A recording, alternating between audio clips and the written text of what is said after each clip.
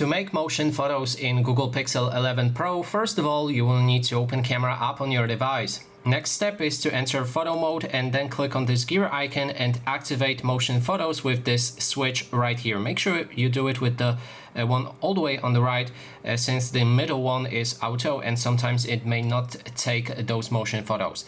When it's active, you should see this indicator in the top left corner, and then we can take a photo of something moving. So here I'm gonna roll the bottle of paint and then try to photograph it so that we see a motion.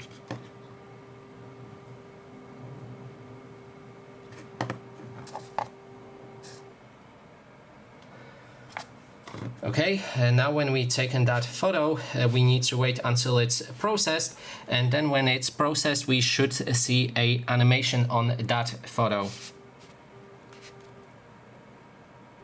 So here it is, it toggled on this one where the motion was mostly visible. So make sure to take at least a few photos so that it actually works. So that is basically everything. Thanks so much for watching, and if you like this video, please consider subscribing.